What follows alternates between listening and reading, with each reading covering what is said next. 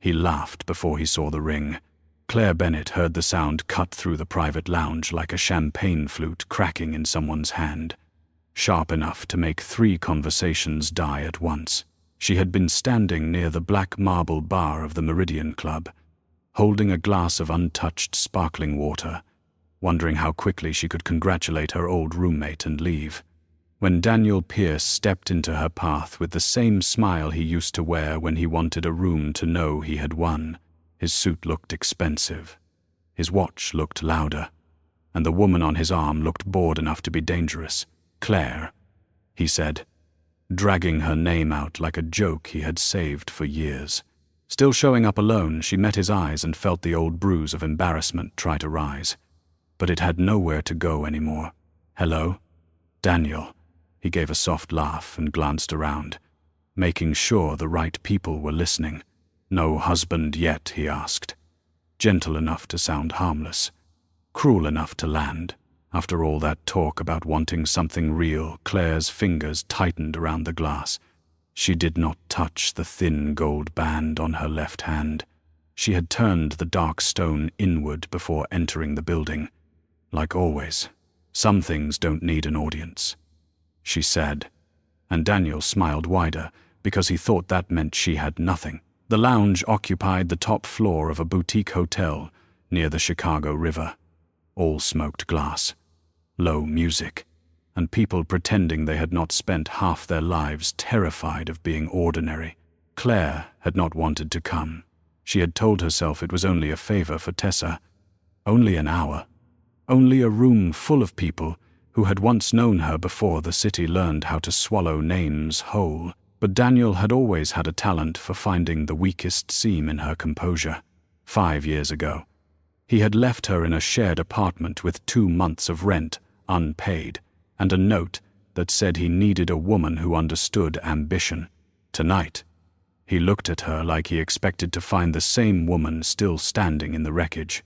"You always did have a speech ready," he said, leaning closer. "Let me guess, you're focusing on yourself. Building your career, waiting for the right man. That line still working for you." The woman on his arm gave a polite little smile. Someone behind Claire coughed to hide a laugh. Claire placed her glass on the bar with care. "It worked better than your apology," she said.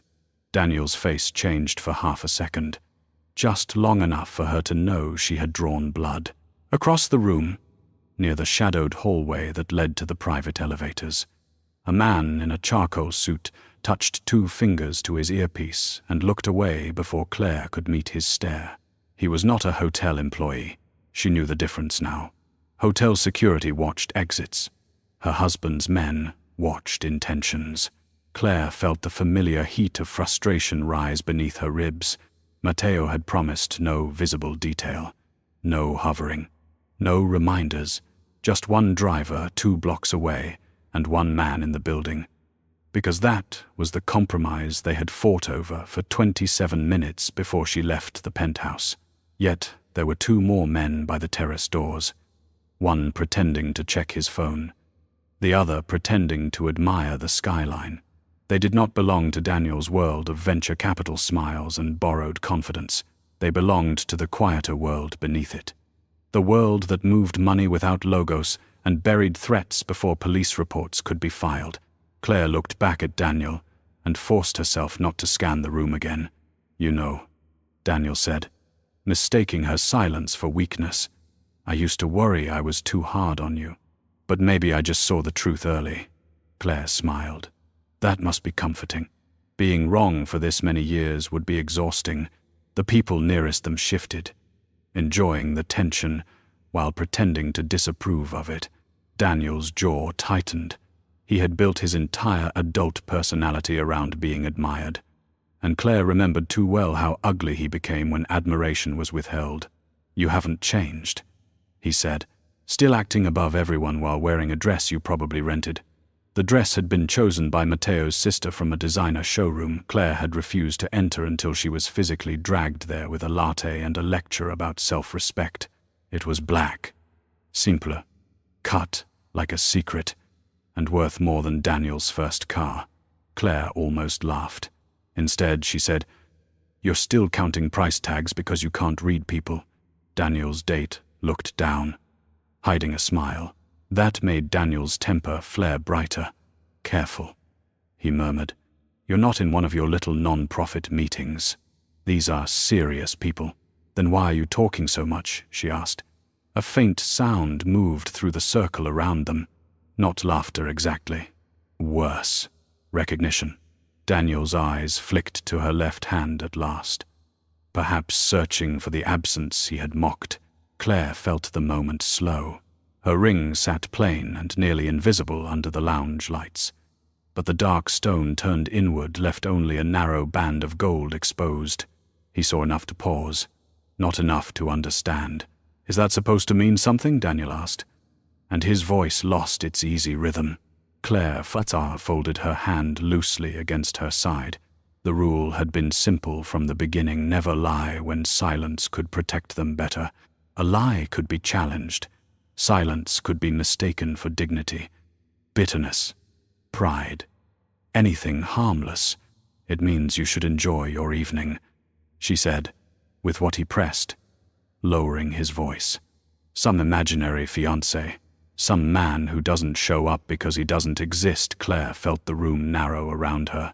She could handle Daniel's cruelty. She had handled worse when she still believed love meant earning patience from someone determined to spend it elsewhere. What she could not handle was the movement near the elevator. The man in the charcoal suit had stopped pretending. His gaze was fixed on the entrance, where a server had just admitted a thin man with silver hair.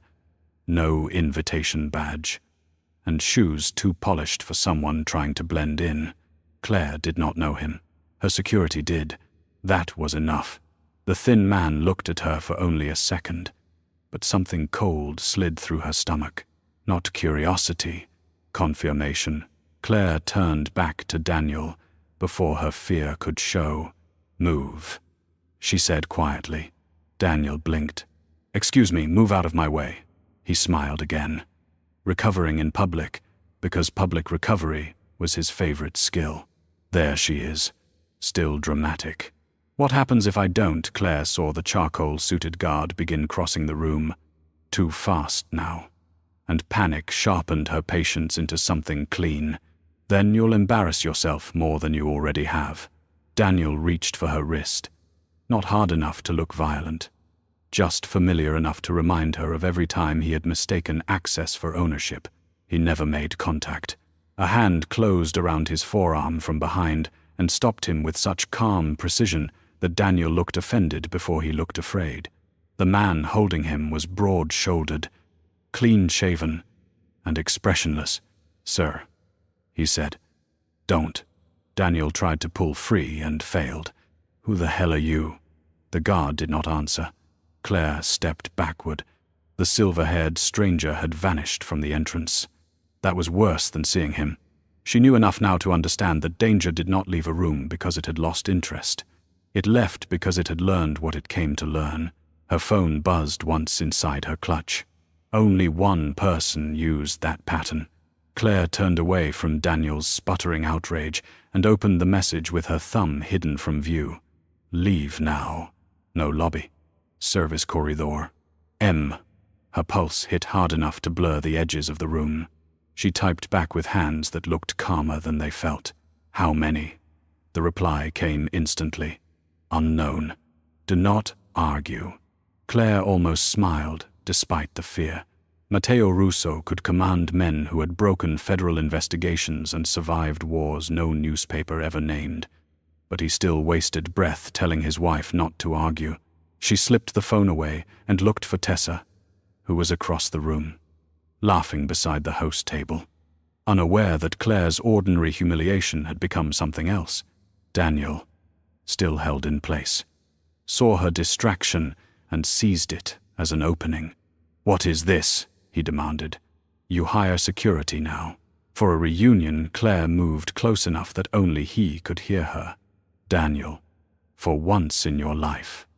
Stop needing the last word. His eyes narrowed. "Why? What did you drag into this room?" The question landed too close to the truth. Claire said nothing. And that silence finally scared him. She crossed toward the side corridor without running. Running caused questions. Matteo had taught her that during the first month of their marriage, not at a dining table or in bed, but in the firing range beneath his family's legal import warehouse, while she shook with rage because he had said love did not make her safe. Panic is a language, he had told her, standing behind her with his hands near but not touching. If you speak it in public, predators answer. She had hated him for saying it. She had learned anyway.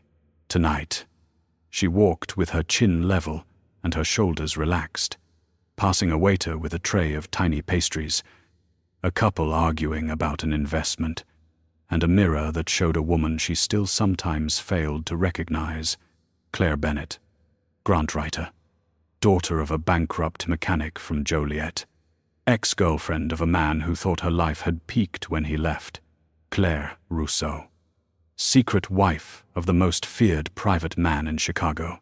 Both faces looked back at her. Neither could afford to break. The service corridor smelled of lemon cleaner, hot metal, and old carpet. The noise of the party dropped behind the door as if someone had cut a cord. Claire made it 6 steps before a man stepped out from the kitchen entrance and blocked her path. He was young, maybe 30, wearing a hotel staff jacket that did not fit his shoulders. His eyes went to her hand first, not her face. Her hand. Claire's breath stayed trapped in her chest, but her mind went clear in the strange, bright way it sometimes did when there was no room left for fear. "Ma'am," he said, "you took the wrong exit." "Did I?" She kept her voice light and shifted her clutch into her right hand. Inside it, beneath lipstick and a folded receipt, was a small, black emergency fob Matteo had insisted on, despite her calling it paranoid. The man smiled without warmth. "Let me escort you back." Behind her, the door opened. For one wild second, she thought Daniel had followed her.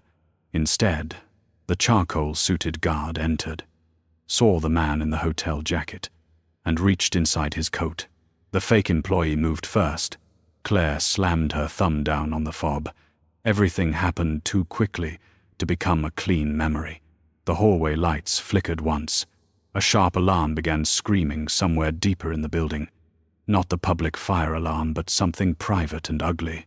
The fake employee lunged for Claire, and the guard hit him from the side, driving both of them into the wall, hard enough to dent plaster. Claire stumbled backward, caught herself on a laundry cart, and felt a hand grip her elbow. She twisted, ready to strike with the heel of her palm the way Matteo's sister had shown her. But the man beside her was Lorenzo, Matteo's oldest captain, his gray eyes furious with relief. "Mrs. Russo," he said, and the name in the wrong place hit harder than the alarm. She had not heard it outside a safe room in months. "This way." "Who saw?" she asked. Because fear made practical things louder. Lorenzo glanced past her. His mouth tightened. Claire followed his gaze. At the end of the corridor, Daniel stood frozen in the open doorway, his face drained of every smug color it had carried minutes before. He had heard the name. Worse, he had understood the way Lorenzo said it. Lorenzo moved between them, but the damage was already done.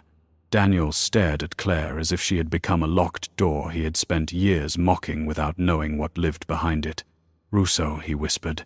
The name traveled down the corridor like a match dropped in gasoline. Claire stepped toward him despite Lorenzo's warning hand. "Go back inside," she said. Daniel swallowed. "You're married to Matteo Russo," she did not answer. His eyes dropped to her ring again, and this time he saw not an empty symbol, but a verdict. "Claire," he said, softer now, almost pleading, as if fear had given him permission to use her name correctly. "What the hell have you done?" She looked at him and felt no satisfaction. That surprised her. She had imagined this moment once, years ago, in weaker hours. Daniel discovering she was not small. Daniel choking on the life he thought she could never reach. but standing in the corridor with an alarm cutting through the walls and a stranger being restrained 6 feet away, she felt only dread. "I survived you," she said. "Then I married someone more dangerous." The service elevator opened behind Lorenzo without a chime. Matteo stepped out before any of his men could stop him. He wore no tie, only a black suit, and an expression so controlled it made the corridor feel colder. Claire had seen men kneel for him with less fear than Daniel showed standing upright. Matteo's gaze found her first, swept over her face, hair hands, her body, checking for injury with an intimacy he would deny in front of anyone else. Only after he knew she was unharmed did he look at Daniel. "You touched my wife," he asked. His voice was quiet. That was the most dangerous thing about it. Daniel opened his mouth, closed it, then looked at Claire like she might save him from the consequence of a question he had spent the evening earning. Claire felt the old instinct rise, the urge to soften a man's fall, because once she had loved him, and because women like her were trained to manage the damage men made. Then Matteo stepped closer, not past her, not in front of her, but beside her. For once, he did not hide what they were. His hand brushed hers, asking instead of taking. Claire turned the ring outward. The dark stone caught the corridor light like a piece of midnight glass. Matteo saw the movement, and something broke in his face for a fraction of a second. Something raw enough that Claire's anger at him faltered. He had wanted to keep her invisible, to keep her alive. She had agreed because she understood danger, in theory. Tonight, Theory had worn a hotel jacket and looked at her ring before her eyes. Daniel backed up a step. "I didn't know," he said. Matteo's attention did not move from Claire. "That is the only reason you are still standing." Lorenzo murmured something into his earpiece, and 2 men dragged the fake employee toward the far stairwell. His hotel jacket torn open, revealing a small camera clipped under the lapel. Claire stared at it. "He recorded me," she asked. Lorenzo's silence answered. Matteo's jaw tightened. "He recorded enough." Daniel made a strangled sound. "This wasn't me. I swear to God." "Claire, I didn't know anything about this." Claire looked at him then, and the terror in his face was real, not innocent. Exactly. Daniel had never been innocent of cruelty. But he was not the hand holding the knife tonight. He was only the fool who opened the door. Matteo placed his palm lightly at Claire's back, and even through fear, she hated how much relief her body took from it. "We're leaving," he said. She did not move. "Who sent him?" Matteo's eyes shifted. Just once, toward Lorenzo. Too quick for Daniel to catch, not too quick for her. "Claire," Matteo said, warning buried under tenderness. Her stomach sank. "You know." He did not answer, and there it was again. The locked room inside their marriage. The place where his love stopped at protection and became control. Behind them, the party music thumped faintly through the walls. Absurdly cheerful. Somewhere out there, people still believed the worst thing that had happened tonight was an awkward exchange between exes. Claire pulled away from Matteo's hand. "Not far. Enough. Don't ask me to walk blind again," she said. Matteo's expression hardened because pain always came out of him disguised as authority. "This is not the place." "Then find the place," she said. "Because someone came here for your wife, and I'm done being the last person told why." For one breath, nobody moved. Daniel looked between them, realizing perhaps for the first time that power was not loud watches or public mockery or rooms full of people laughing when he told them to. Power was the silence that followed Claire's demand. Power was Matteo Russo, a man feared by men who did not fear prison, standing in a hotel service corridor and looking at his secret wife as if she had just put a gun to the only part of him that could still bleed. Then Matteo nodded once. Not surrender, not agreement. Something more costly. "All right," he said. You get the truth. But first you get out alive. The elevator doors began to close behind them, and Claire saw Daniel still standing at the corridor entrance, pale and useless, his entire understanding of her life collapsing too late to save anyone, as Matteo guided her into the elevator.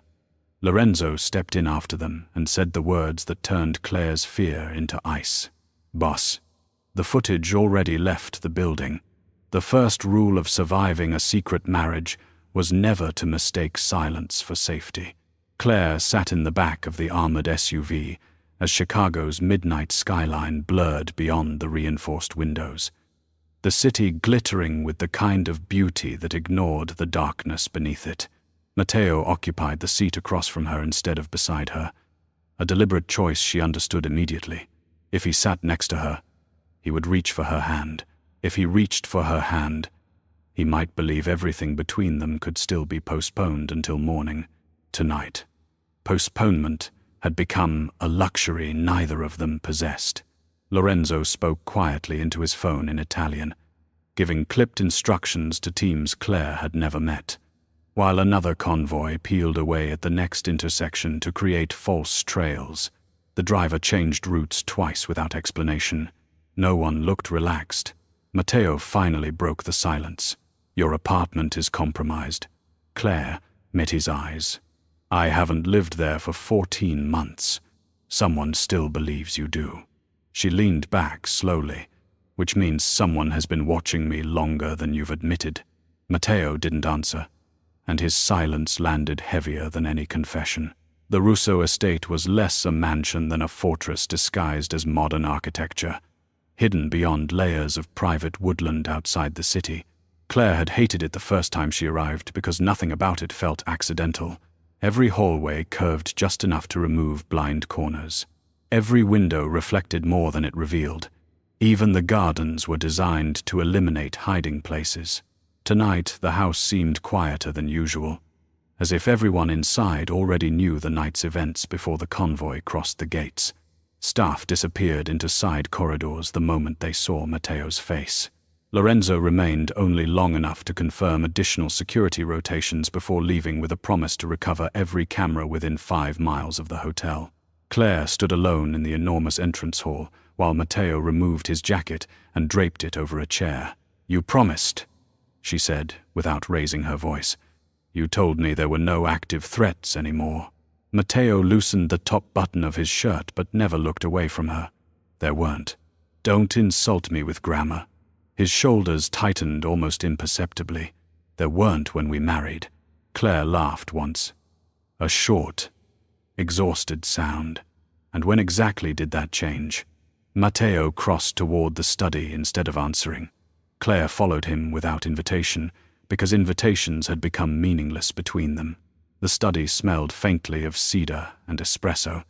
Its walls lined with books no visitor would ever imagine belonged to a man. Newspapers occasionally described as an elusive shipping executive. Matteo unlocked a steel drawer hidden behind one of the shelves and removed a thin black folder. He placed it on the desk but kept one hand resting over it. "Everything in here," he said, quietly, "was supposed to stay closed forever." Claire remained standing. "Then maybe you shouldn't have married me." The words struck harder than she intended. Matteo's face didn't change, but something inside his eyes dimmed. "Don't say things you don't mean." "How would you know what I mean?" she asked. "You've been deciding that for both of us since the wedding." He exhaled slowly. "Claire." "No." She stepped closer until only the desk separated them. "Tonight a stranger followed me because of your world. A man with a camera knew exactly which ring to photograph. Someone called me Mrs. Russo in front of Daniel. Stop protecting me with half-truths." Matteo opened the folder. Inside were photographs, surveillance reports, maps marked with red circles, and a single family portrait Claire had never seen before.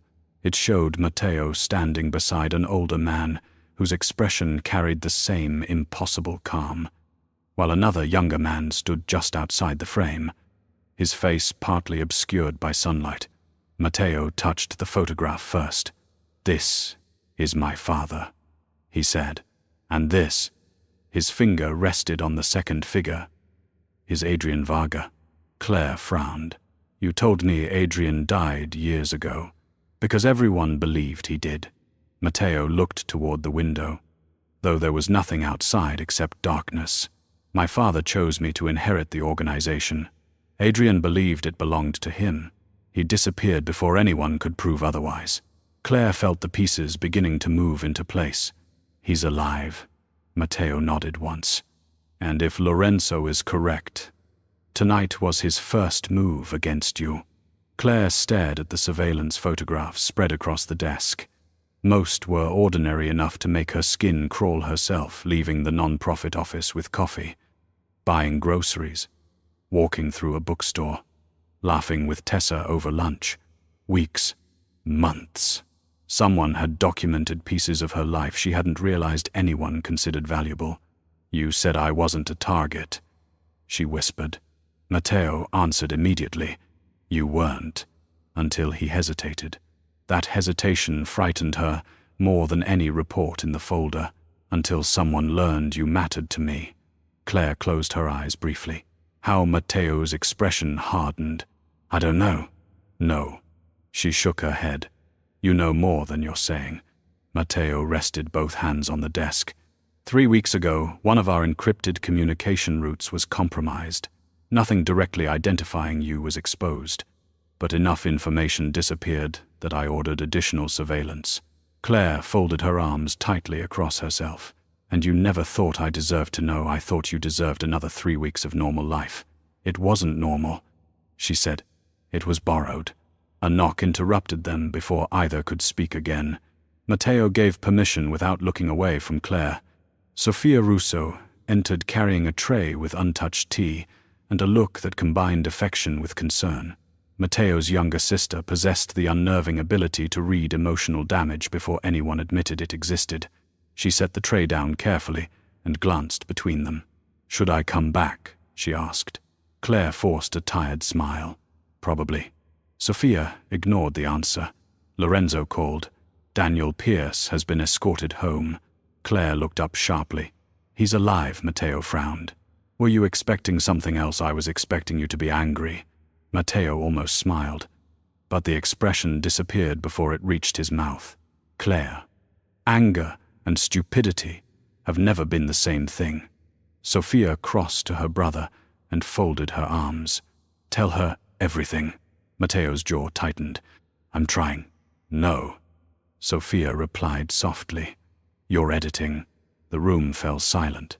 Claire suddenly understood that this argument had happened before, perhaps dozens of times, only with different names and different disasters. Sophia waited until Matteo finally looked away before turning to Claire. "Do you remember the night before your wedding?" Claire nodded slowly. It had been the strangest rehearsal dinner imaginable, only 5 guests. No photographs. No announcements. Everyone surrendering their phones before entering the chapel. Sophia smiled sadly. "You asked why there weren't more flowers." Claire blinked. "I remember. There had been a bomb threat that morning." Claire's breath caught. Matteo looked furious. "Sophia, she deserves context." Sophia kept her voice calm. "The florist's van wasn't carrying flowers." Claire stared at her. "What was it carrying?" "Explosives." The room seemed to tilt beneath Claire's feet. Matteo stepped forward instinctively, but she raised one hand to stop him. "You let me walk into that church," she whispered, "because by then we'd already neutralized it." Matteo answered, "There was never any danger to you." Claire laughed bitterly. "How comforting. You removed one bomb and decided I didn't need to know bombs existed before anyone could respond." Lorenzo entered without knocking, an act so unusual that Matteo immediately straightened. "Boss." Lorenzo's expression was grim. "We've recovered part of the hotel footage." Matteo accepted the tablet Lorenzo offered. Claire moved beside him before he could angle the screen away. The recording showed the reunion lounge from an overhead camera. Daniel approached her. They spoke. Nothing unusual. Then the view shifted to another camera outside the building. A black sedan parked across the street. The silver-haired man exited briefly, looked toward the hotel entrance, then raised a phone. The timestamp froze. A second image appeared beside it, a zoomed photograph of Claire turning her ring outward in the service corridor as Matteo reached for her hand. Lorenzo spoke quietly. The camera hidden under the fake employee's lapel transmitted wirelessly before we intercepted him. Matteo asked only one question, where Lorenzo answered immediately. Unknown destination. The signal bounced through 6 countries. Claire felt cold despite the warmth of the room. So whoever wanted proof, Lorenzo nodded. Has proof now. Matteo dismissed everyone except Claire. When the door closed, he remained standing in front of the fireplace without lighting it.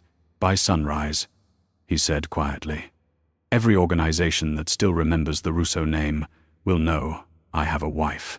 Claire studied his face. For the first time since they met, she saw something that looked dangerously close to fear. Not for himself, for her. Then let me help, she said. Matteo shook his head immediately. No, you taught me how to recognize surveillance. That doesn't make you a soldier. I'm not asking to become one. She stepped closer. I'm asking to stop being cargo. Matteo looked away. You think keeping you alive is reducing you, when you never let me choose. Claire's voice softened. Yes. He closed his eyes for one long second. If Adrian wants to hurt me, he'll never come through my men. He'll come through you. Claire swallowed. Then teach me how not to let him. Matteo walked toward a cabinet near the fireplace and unlocked another compartment. Inside rested several passports under different names. Emergency cash, encrypted phones, and a velvet box Claire had never noticed before. He lifted the box carefully and opened it. Nestled inside lay another wedding ring nearly identical to hers except for one detail. The dark stone was replaced by clear diamond. What is this? She asked. Matteo answered without hesitation. The public version. Claire frowned. I don't understand. If the day ever came when I could safely tell the world you were my wife, I was going to replace your ring myself. He gave a tired smile that carried no joy. I wanted your first public photograph to belong to us, not to men hunting us. Claire reached out and touched the edge of the box. You planned all this, every anniversary, even if I never knew, especially then. The tenderness behind the confession hurt more than any lie because it proved he had loved her honestly while trusting her incompletely. A secure phone vibrated sharply on the desk. Matteo answered immediately, his expression changing before the caller finished speaking. Repeat that. Silence filled the room except for the crackle of the encrypted connection. Lorenzo's voice emerged faintly through the speaker. Boss, we've identified who financed Daniel Pierce's new investment partnership. Matteo's eyes narrowed. Who? Another pause. A shell corporation registered 3 months ago. Owner, Lorenzo inhaled. Officially, no one. Unofficially, every financial trail points back to Adrian Varga. Claire felt her heartbeat stumble. Daniel hadn't simply crossed her path by coincidence. Someone had been moving him like a chess piece long before the reunion invitation arrived. Matteo lowered the phone slowly. It wasn't tonight that Adrian found you, he said. Tonight was only the moment he wanted me to know he already had. Claire stared through the study window into the darkness surrounding the estate, somewhere beyond the trees. Beyond the security gates and hidden cameras, a man she had never met had spent months arranging strangers around her life until an old boyfriend became the perfect, unwitting weapon. She finally understood why Matteo had feared visibility more than loneliness. But understanding did not erase anger. She turned back toward him. No more secrets, she said quietly. Not one. Matteo held her gaze for several long seconds before giving the smallest nod she had ever seen him make. No more secrets, he agreed. Neither of them noticed the tiny red light blinking once beneath the antique clock mounted above the study door, hidden behind polished wood, no larger than a shirt button. A listening device transmitted every word into the night. The clock was listening. Claire did not know it then. Not while dawn pressed a pale grey line against the study windows and the Rousseau estate held its breath around her. But some part of her body had already begun reacting to the truth before her mind could name it. She stood across from Matteo, with the folder open between them. Surrounded by photographs of her ordinary life, turned into evidence, and felt the strange, humiliating grief of realizing she had never been as unobserved as she believed. Matteo had just promised no more secrets. But his promise sat in the room like a loaded weapon neither of them knew how to unload. "Say it again," she told him. His face tightened, not with impatience, but with the pain of being asked for proof after giving a vow he thought should have weighed enough. "No more secrets," he said. "If Adrian moves, you know. If I move, you know. If I am afraid, you know that too." Claire's throat ached. "Especially that." Matteo looked at her then. Really looked. And for one fragile second, the fortress, the guards, the dead men behind old family names, all of it disappeared. He reached for her hand slowly, giving her time to refuse. She did not. His thumb brushed the edge of her ring, still turned outward from the service corridor, and he whispered, "I should have let you wear it like this from the beginning." By sunrise, the footage had crossed into the underworld faster than any public scandal could travel. It did not appear on social media. Not at first. Because men like Adrian Varga did not waste ammunition on crowds when a whisper in the right ear could make powerful families reconsider old agreements. Lorenzo arrived with Sofia and 3 lieutenants Claire had only seen from a distance, and they gathered in the war room beneath the estate. A windowless space with matte screens, locked cabinets, and a long steel table that reflected faces without softening them. Claire sat beside Matteo, not behind him, though several men looked at the chair as if it had committed treason. Matteo noticed. "My wife stays," he said, and no one challenged him out loud. Lorenzo placed a tablet on the table. "The image has reached at least 4 brokers in New York, 2 in Miami, and 1 old contact in Philadelphia. No public upload yet. This was targeted." Sofia leaned over the screen. "He wants the families talking before the public does." Claire forced herself to study the still image herself in the corridor. Ring exposed. Matteo's hand near hers. Daniel pale in the background. "He wanted proof," she said. "No," Matteo replied, voice flat. "He wanted witnesses." Daniel Pierce called at 817 a.m. from a blocked number that would have been ignored if Lorenzo had not already placed his name under emergency monitoring. The call came through on speaker after 2 layers of verification, and Daniel's voice sounded stripped bare of everything that had made it unbearable the night before. "Claire, I need to talk to you, not him. You." Matteo's expression went cold. Claire lifted one hand before he could answer. "You're on speaker," she said. Daniel swore softly, then sucked in a breath. "Fine. I deserve that. Listen to me. The investment group that approached my firm, Black Meridian Capital, they sent me the reunion guest list 3 weeks ago. They told me certain attendees were potential donors. Your name was highlighted." Claire closed her eyes. The room went very still. Daniel rushed on. "I didn't think anything of it. I thought they knew we dated. And they wanted me to make contact because you worked with charity boards. I swear I didn't know who you were married to," Matteo asked. "Who was your contact?" Daniel hesitated too long. Lorenzo leaned closer to the phone. "Mr. Pierce. This is the moment where fear can either make you useful or dead." Daniel swallowed audibly. "A woman named Evelyn Ma. Red hair. Late 40s.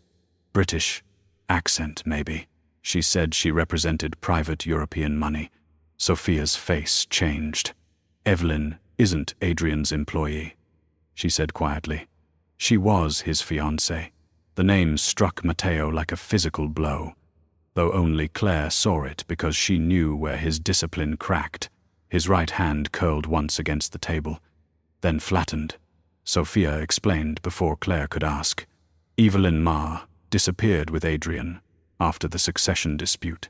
Everyone assumed she chose exile over humiliation. Lorenzo's mouth tightened. If she's back, he's not rebuilding alone. Daniel's voice trembled through the speaker. There's more. Evelyn asked me to invite Claire to lunch today. She said if Claire didn't come, my firm would lose the funding, and my partners would find out I misrepresented some numbers during due diligence. Claire stared at the phone. You were going to blackmail me into lunch, Daniel's silence answered, before he did. I was going to ask, he said weakly. I hadn't decided how. Claire felt the old disgust rise. Familiar and almost comforting because it belonged to a simpler kind of danger. You always decide who you are after the damage is done. He flinched at that. She heard it. Matteo ended the call before Daniel could apologize himself into usefulness. Evelyn wants you out of the estate, Matteo said. Claire nodded slowly. Then, she doesn't know I'm here. Lorenzo looked grim. Or she knows exactly where you are and wants us to think otherwise. The first attack did not come with gunfire. It came through the estate's own systems, in the form of a soft chime from a panel near the door and a message appearing across every locked screen in the war room. MRS. Russo deserves the truth. For half a second, no one moved. Then Lorenzo barked orders. Sophia lunged for a manual override, and the lights dropped from white to emergency red. Matteo grabbed Claire by the wrist, not gently enough, and pulled her toward the inner exit. She yanked back. Don't drag me. His eyes flashed. This is not a discussion. You promised. That stopped him more effectively than force. The screens flickered again, and a video began to play. Claire saw a younger Matteo standing in what looked like a warehouse. Blood on his shirt, but not enough to be his face rigid with grief. Beside him, Adrian Varga knelt on the floor, laughing with a split lip. A voice off camera, Matteo's father, older and colder than any memory deserved, said, "Choose the family, Matteo, or choose mercy." The video cut before the choice was shown. Claire turned to Matteo, whose face had gone colorless beneath control. "What was that?" she asked. He did not answer quickly enough. The breach forced them into the old safe corridor beneath the estate, a concrete passage built long before Claire's marriage and renovated with steel doors that sealed one section at a time. Lorenzo stayed above to contain the hack. Sophia came with them, carrying a laptop and a fury she barely hid. Matteo walked ahead in silence, every line of his body screaming command, while something behind his eyes looked dangerously close to collapse. Claire followed because staying alive still mattered, but her anger walked with her. When they reached the inner safe room, Matteo ordered the door sealed. Claire waited until the locks engaged before asking again. What choice? Sophia closed the laptop slowly. Claire. No. Claire said, "He promised me the truth." Matteo stood with his back to her for so long she thought he might refuse and break the promise before it was even a day old. Then he turned. Adrian was supposed to die that night, he said. My father ordered it after Adrian tried to sell one of our routes to a cartel in exchange for support. I was 26. I had just taken command. If I killed him, the families would accept me. If I spared him, they would call me weak. Claire's voice dropped. And you spared him? Matteo's jaw tightened. I thought I did. Sophia looked away, which told Claire the story was worse. Matteo continued. I gave the order to stage his execution and move him out of the country. Only 3 people knew. My father died believing I obeyed him. Claire processed each word slowly. So Adrian is alive because of you. Yes. And now he's hunting me because you showed mercy and lied about it. Matteo absorbed that without flinching. but his eyes darkened. Yes, the honesty should have helped. It did not. Claire stepped back from him. You made me the consequence of a secret I never knew existed. Matteo's voice roughened. I never wanted him near you. Want has nothing to do with this. She pressed both hands against the cold table in the safe room because her legs felt unsteady. You hid the danger. You hid the reason. You even hid your mercy from me.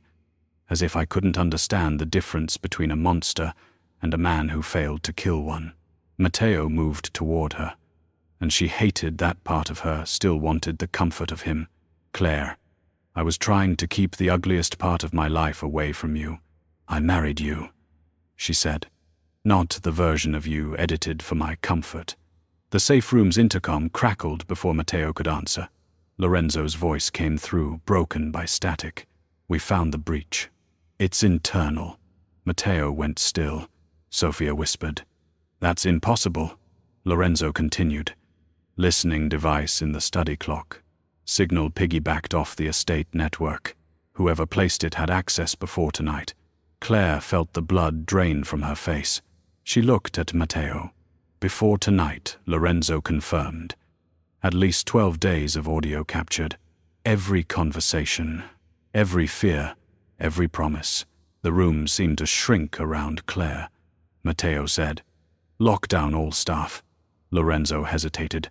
Already done. But there's another problem. Adrian's people knew the Westgate rotation. They hit it 7 minutes ago. Sophia stood. Casualties. 2 wounded. No breach yet. Matteo turned toward the door.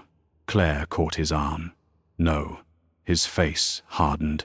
Claire, if you leave without telling me what you're walking into, we are back where we started. His eyes burned. My men are under attack, and your wife is the bait. The words silenced him. Claire hated saying them. She hated more that they were true. Daniel became useful because fear finally made him honest. Lorenzo patched another call through while the estate remained under lockdown. And Daniel confessed that Evelyn had not merely sent the reunion list. She had sent him talking points. Small humiliations shaped from things only someone close to Claire's past would know. Her non-profit salary, her old apartment, the phrase about wanting something real. Stolen from a breakup argument Daniel had repeated to no one but one person, his sister, who had once worked temporary catering at a Russo charity event. The connection was thin but real, and Sophia followed it with the precision of a blade. Within minutes, she uncovered the missing bridge. Daniel's sister had sold gossip to a lifestyle blogger years ago, and Evelyn's team had purchased the archive. Adrian had not needed magic. He had built a weapon from carelessness, vanity, and every small wound Claire assumed the world had forgotten. Claire listened without speaking until Daniel finally whispered, I'm sorry. She looked at the phone. Sorry won't undo it. I know. His voice cracked. Tell me what will. For the first time, Claire answered before Matteo could. You're going to call Evelyn and accept the lunch. Matteo said her name like a warning. Claire turned to him. She wants me outside. We give her Daniel instead. Lorenzo, still on comms, went silent for a beat. Sophia's eyes sharpened with reluctant admiration. A decoy call, she said. Daniel confirms Claire is afraid. Isolated. Angry at Matteo. Willing to meet if Evelyn guarantees Daniel's protection. Matteo shook his head. No, too many variables. Claire stepped close to him. Close enough that everyone else in the safe room seemed to vanish. You said Adrian comes through me. Then stop pretending I'm not already in the room. His voice dropped. I will not use you as bait. I'm not asking you to use me. I'm asking you to trust me. That hurt him. She saw it land. Matteo looked at her as if trust were more dangerous than any weapon he had ever held. Above them, somewhere in the bones of the estate, another dull impact shook dust loose from the ceiling. Claire did not move. Neither did he. Finally, Matteo said, Daniel makes the call from here. You do not leave this room. Claire held his gaze. And I hear every word. He nodded once. It was not enough. It was a beginning. The call to Evelyn Ma lasted 4 minutes and 22 seconds. Daniel performed terror well because none of it was pretend. He told Evelyn that Claire was shaken, that Matteo had frightened her, that she wanted to understand what kind of man she had married before disappearing into his world forever. Evelyn's voice came through smooth and warm. A velvet rope across a grave. Poor Claire, she said. Powerful men are always most dangerous to the women who love them. Claire felt Matteo stiffen beside her.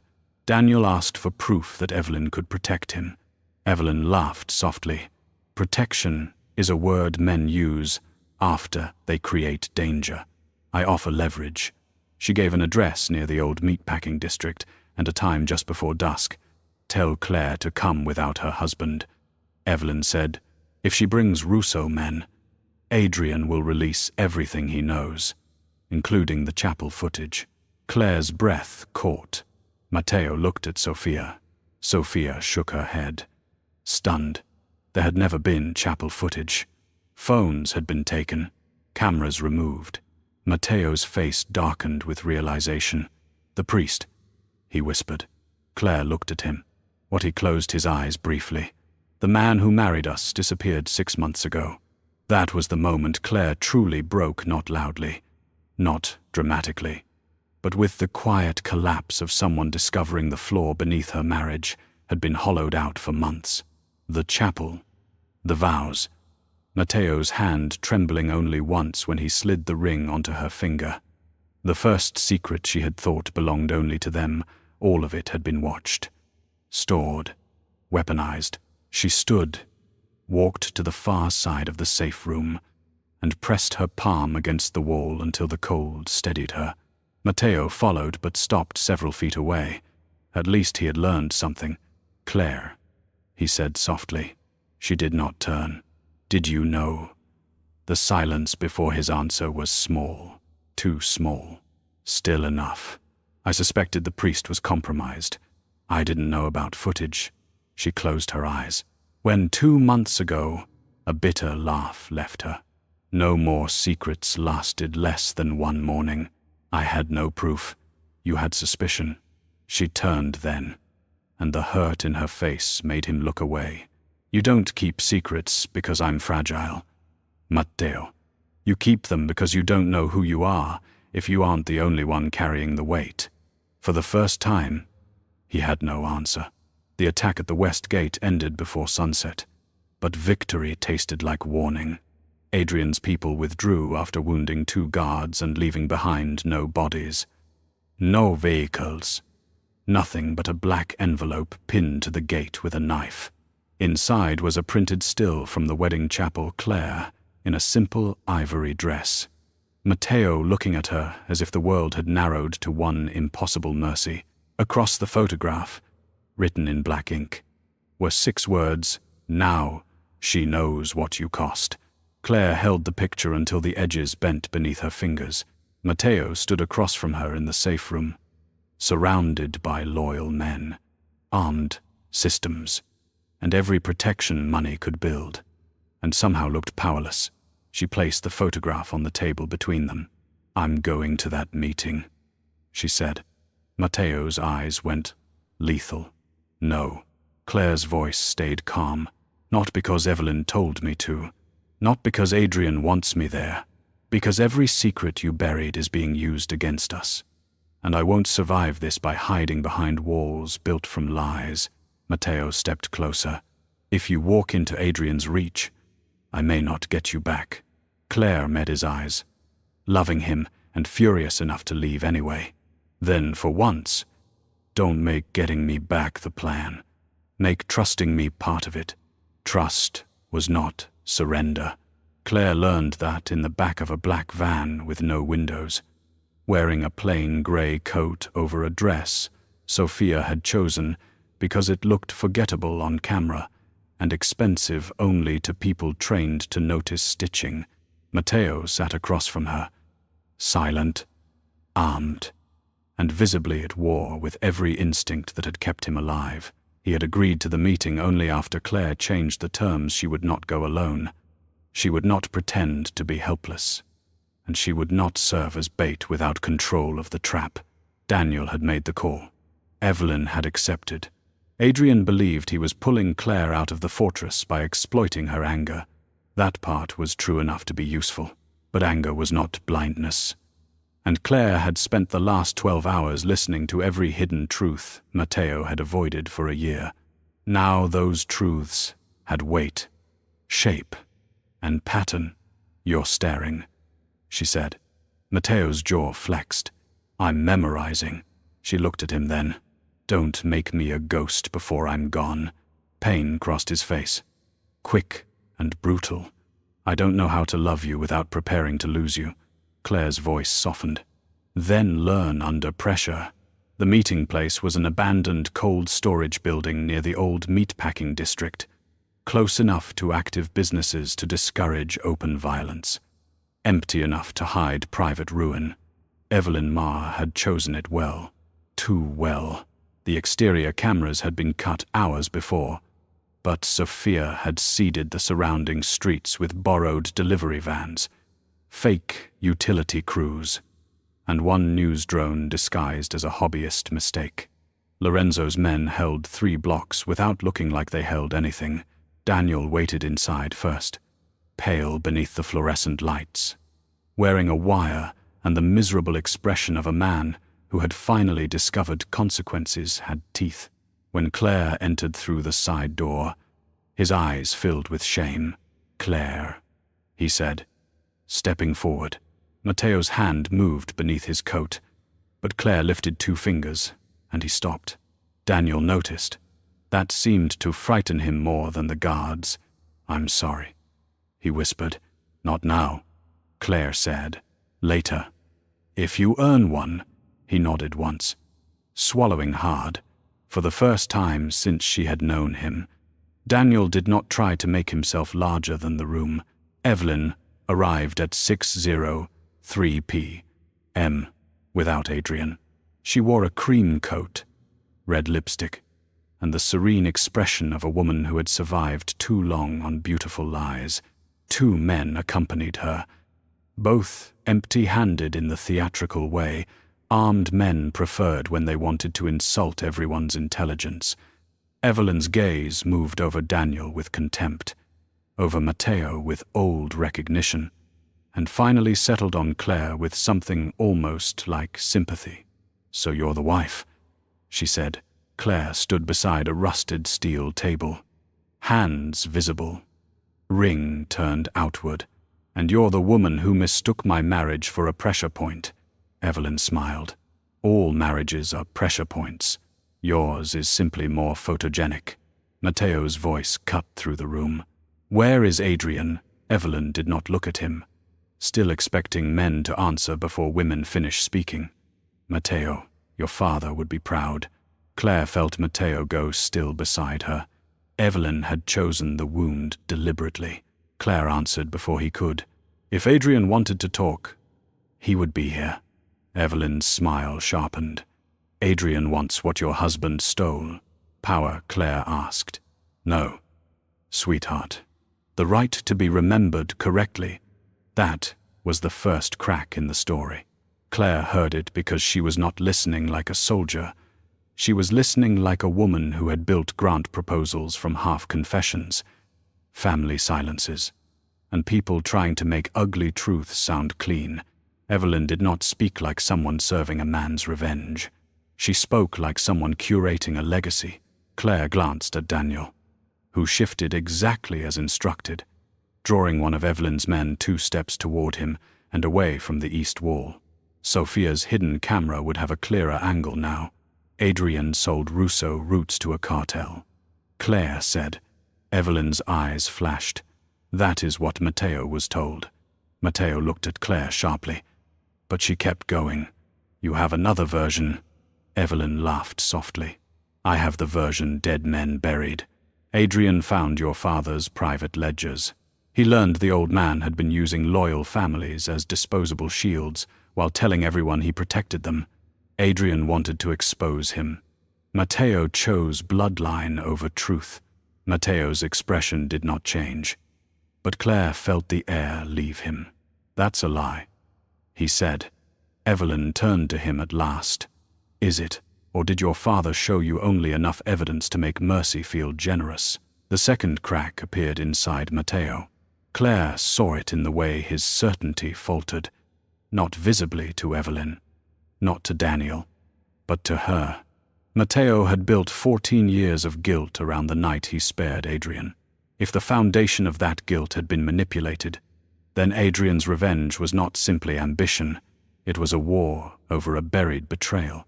Claire stepped forward. Matteo caught her wrist lightly. She looked down at his hand. He released her at once. "Good, Evelyn," Claire said. "If Adrian wanted the truth exposed, why hunt me?" Evelyn's face hardened. "Because Matteo does not feel truth unless it bleeds near him.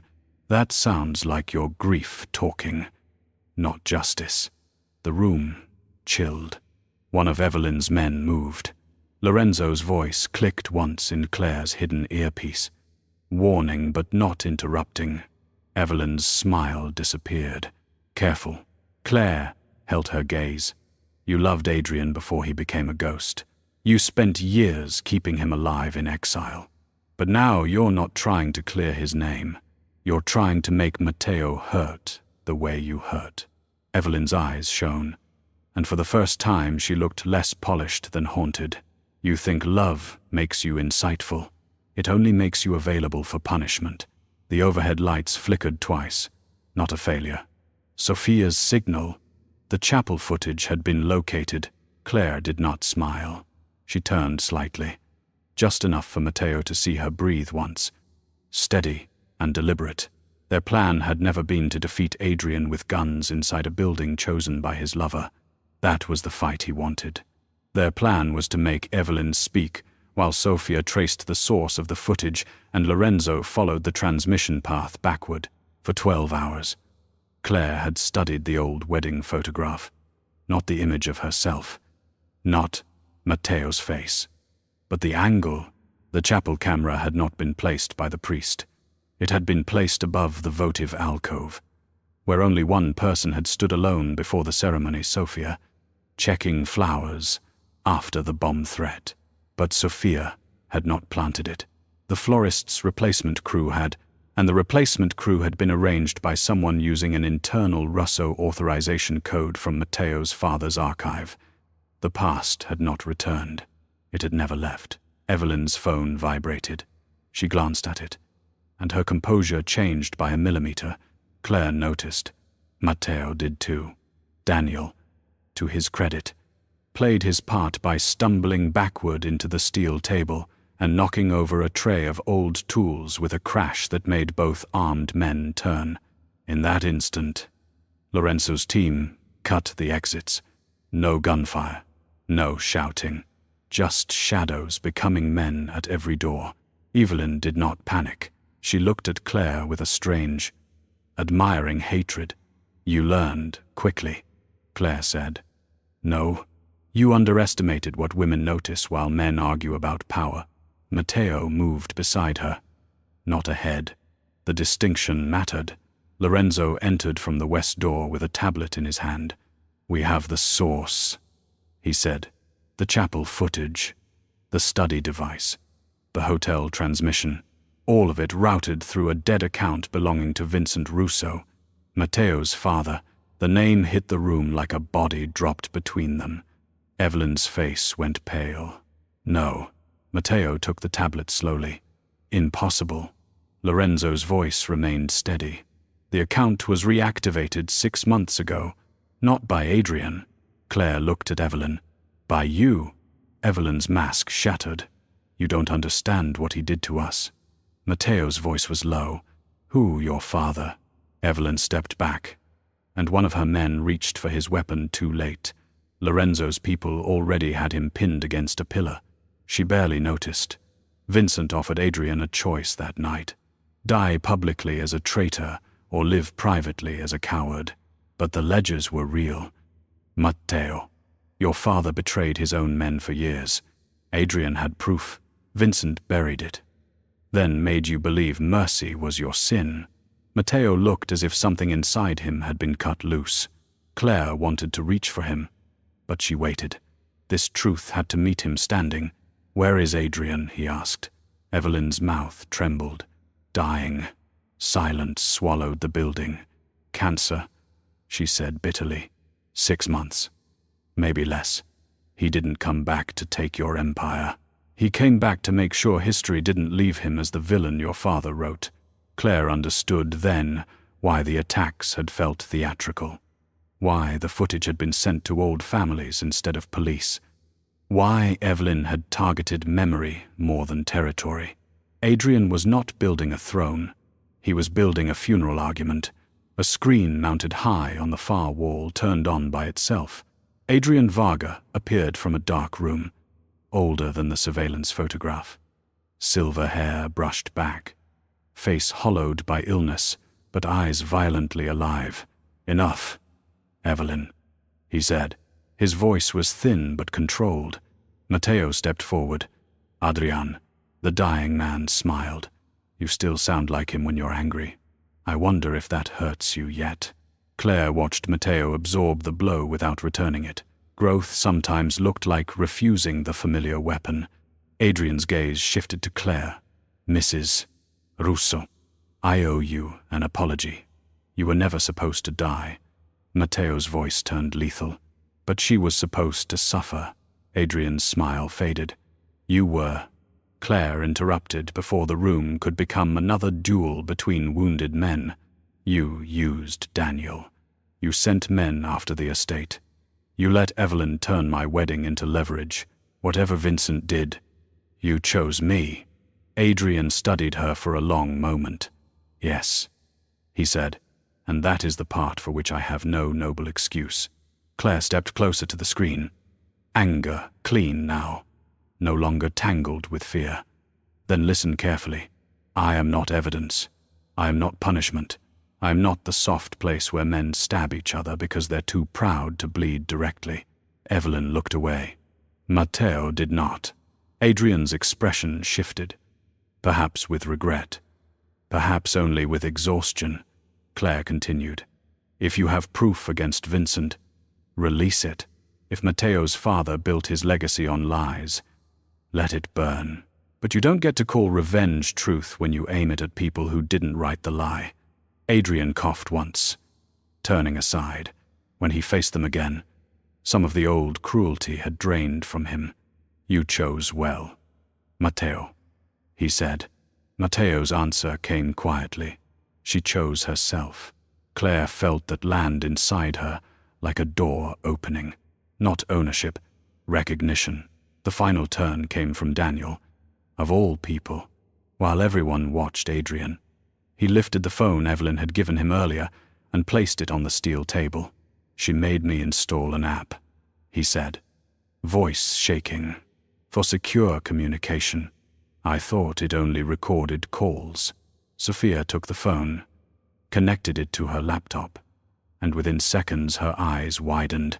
"This has Evelyn's full contact chain." Evelyn lunged, but Lorenzo caught her before she crossed 2 feet. Sophia kept typing. Payment records, bribes, the hotel staff jacket, the fake investment documents, and... She stopped. "A scheduled release packet." Matteo looked at her. For what Sophia's voice softened, the ledgers, Vincent's real ledgers. Adrian planned to release them tonight after the meeting. Adrian gave a faint, grim smile from the screen. "I told you I wanted to be remembered correctly." Claire looked at Matteo. This was the choice his father had poisoned years ago. Returned in a different shape, protect the family name, or protect the truth. Matteo stared at the tablet for a long time. Then he said, "Release them." No one spoke. Even Adrian seemed startled. Matteo looked at Lorenzo. "Every family who received Claire's photograph receives the ledgers. Full context. Full chain. Include Evelyn's operations and Daniel's cooperation." Daniel flinched, then nodded, as if accepting the bruise he had earned. Evelyn whispered, You'll destroy your father. Matteo's face was pale, but steady. No, he did that himself.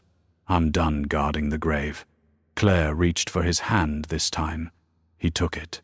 Around them, men lowered weapons by degrees, not because danger had vanished, but because the shape of the war had changed. Adrian leaned closer to his camera, and Matteo, held his gaze. You'll answer for what you did to my wife, but the truth about my father won't be buried with you. Adrian laughed once. Weak and broken. That may be the cruelest mercy you've ever given me. By midnight, the old Russo myth began to collapse quietly across private channels. Vincent Russo's ledgers traveled to men who had built fortunes on selective memory. Evelyn Ma was taken alive, furious and grieving, her war reduced to evidence. Daniel gave a formal statement under guard and surrendered the files that tied his firm to Black Meridian. He would not walk away clean. Claire did not need him ruined for the sake of drama. Consequences would do what humiliation never could. In the van back to the estate, Matteo sat beside her this time. No distance, no performance. I should have trusted you before fear forced me to, he said. Claire looked at their joined hands, at the ring no longer hidden. Yes, she said, you should have. He closed his eyes as if accepting the sentence. Can you forgive me? She watched the city move beyond the dark glass. Not tonight. His hand tightened once, then loosened, giving her room. Claire leaned her shoulder against his anyway. But I'm here. Matteo bowed his head until his forehead touched their joined hands. And for the first time since she had known him, he looked less like a man controlling a kingdom than one learning how to come home. Morning arrived without celebration. The Russo estate, which had spent decades surviving by keeping its gates closed and its history buried, woke to a world that finally knew part of the truth. The ledgers Matteo had ordered released had reached every family that mattered before dawn. They did not erase Adrian Varga's crimes, nor did they excuse the blood that had followed him across continents, but they shattered the carefully polished legend Vincent Russo had left behind.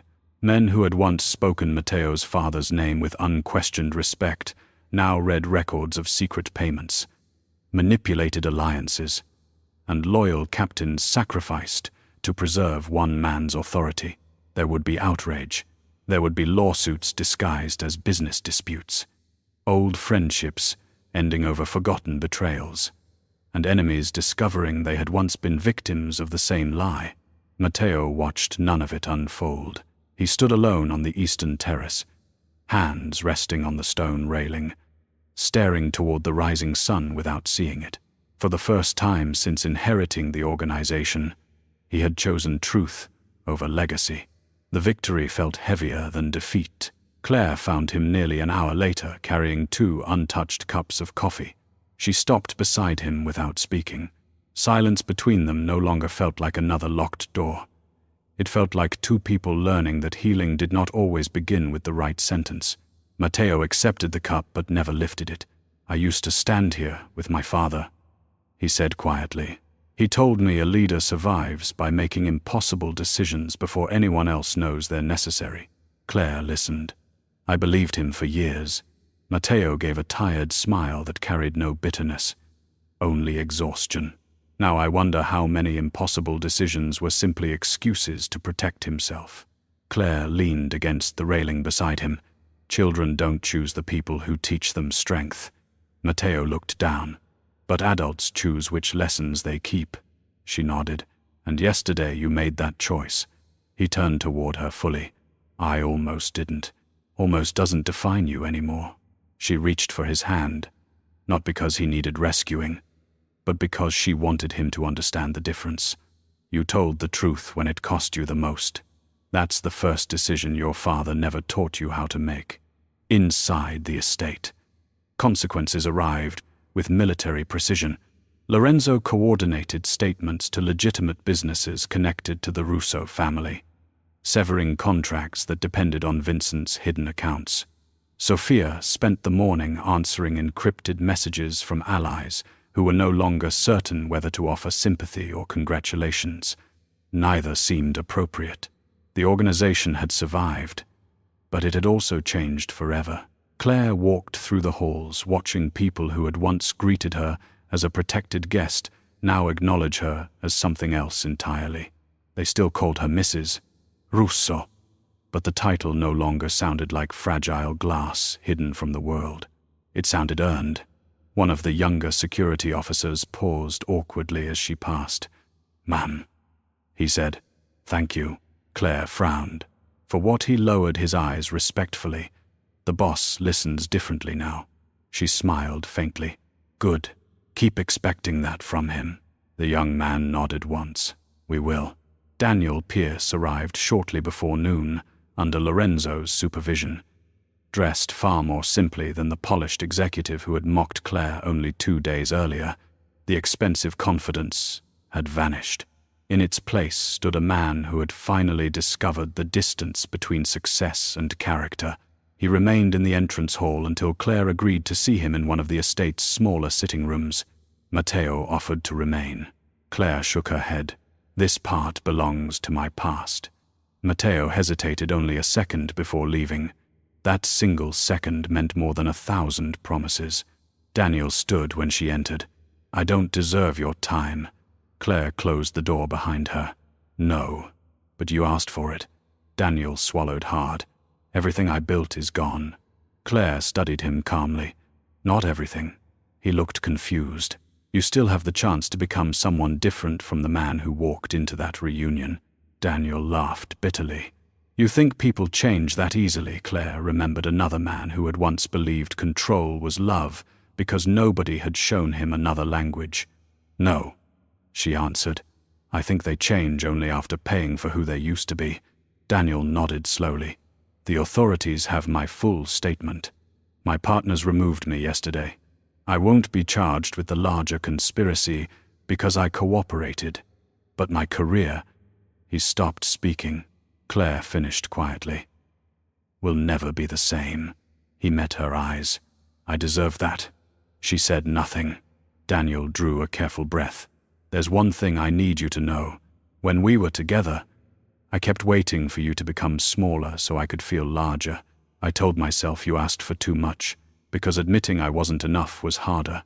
Claire felt no satisfaction hearing it. Only distance. "You don't owe me that confession," she said.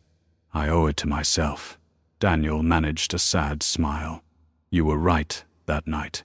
I spent my life counting price tags because I couldn't read people." He reached into his coat pocket and placed a small velvet box on the table. Claire looked at it without touching it.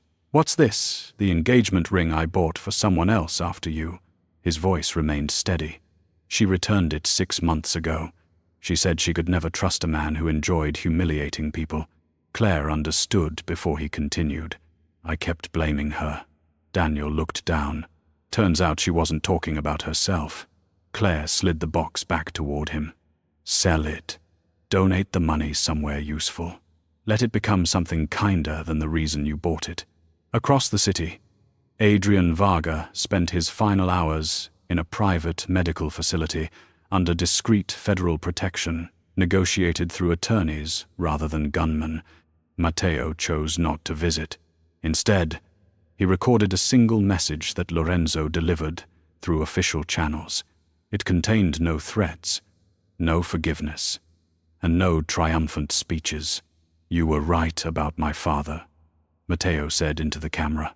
"You were wrong about my wife. History will remember both." Adrian watched the message alone. Those overseeing his custody later reported only one response. The old man smiled sadly and asked for the chapel photograph. He looked at it for a long time before closing his eyes. Evelyn Marr remained in custody, awaiting trial. But before her transfer, she requested one final conversation with Claire, against everyone's expectations. Claire agreed. They met across reinforced glass, separated by phones and silence.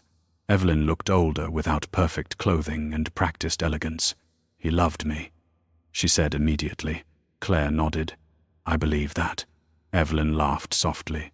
Then why doesn't that make what I did easier to forgive? Claire answered after a moment. Because love explains choices. It doesn't erase them. Evelyn closed her eyes. I spent 20 years believing revenge was loyalty. Claire held the receiver gently. And now, Evelyn opened her eyes again. Now I think I only kept his wounds alive, because I couldn't survive losing them. Claire stood before either woman could mistake understanding for absolution.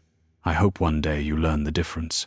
3 weeks passed before the city learned what the underworld had already accepted. Matteo Russo and Claire Bennett Russo appeared together at the opening ceremony of a children's education center, funded jointly by Claire's non-profit foundation and one of the Russo family's legitimate charitable trusts. There were reporters, photographers, donors, city officials, and more security than anyone realized. Claire wore the second wedding ring Matteo had shown her in the study, the one with the clear diamond he had hidden for a future he feared might never arrive. Before stepping from the car, he reached into his pocket. Wait. Claire turned toward him. Matteo removed the original ring with its dark stone from a small leather case. This one protected you. He took her left hand gently. This one tells the truth. He slid the public ring onto her finger. Then, instead of putting the old ring away, he slipped it onto a chain and fastened it around her neck. Claire touched it lightly. Why, both Matteo smiled, the expression finally reaching his eyes.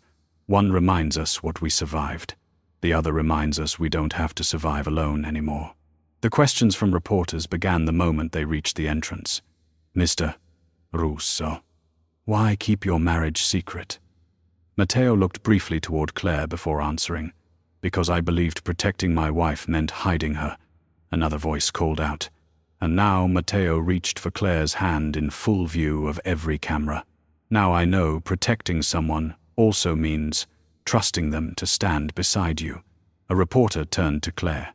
Mrs. Russo, were you angry when you learned the truth? Claire smiled honestly. I still am. Sometimes, laughter rippled through the crowd. Matteo chuckled quietly beside her. Claire continued before anyone mistook the moment for a joke. Marriage isn't built by pretending pain never happened. It's built by deciding what you'll do after it does. No one asked another question for several seconds. They had expected scandal, denial, or carefully rehearsed statements. They had not expected ordinary honesty. After the ceremony, while children explored classrooms filled with books instead of fear, Sophia joined them near the garden. I brought something, she said, handing Matteo a sealed envelope. Inside rested the original marriage certificate that had remained hidden under layers of legal protection since the day they married. Matteo looked at it for a long moment before offering it to Claire. This belongs to both of us. Claire laughed softly. You mean you're letting me keep important documents now? Matteo winced with exaggerated guilt. I suppose I deserve that. Sophia rolled her eyes. You deserve much worse. They all laughed together, and the sound felt astonishingly ordinary. Lorenzo approached a moment later, carrying another folder. Good news, he announced. The final investigation confirmed there are no remaining active surveillance operations tied to Adrian's network. Claire looked toward the playground where children chased one another beneath bright autumn trees. So, it's finally over. Lorenzo considered the question carefully. The war is, Matteo answered the rest. The future is just beginning. That evening, long after the reporters had gone home and the estate had returned to its quieter rhythm, Claire and Matteo visited the small chapel where they had exchanged vows in secret. It had been restored after the investigation. Every hidden device removed, every wall examined, every shadow emptied of strangers. Sunlight filtered through stained glass windows as they stood before the same altar where fear had once disguised itself as love's necessary companion. Matteo reached into his jacket and removed the key to the locked drawer in his study, the one that had held years of hidden files. He placed it in Claire's palm. No more locked rooms, he said. Claire closed her fingers around the key, then handed it back. Matteo looked confused. She smiled. Keep the drawer. He frowned slightly. I thought. She stepped closer. Trust isn't about leaving every door open. It's about knowing we both have the right to open them. Matteo stared at her before laughing quietly. The sound warm with relief. You always find the sentence I spend months looking for. Claire slipped her arms around him. That's because you spend too much time talking to ghosts. The chapel bell rang softly in the evening air. Matteo kissed her forehead first. Then her lips, slow and unhurried, with none of the desperation that had once haunted every stolen moment between them. Outside, the city continued moving, as it always had, sirens in the distance.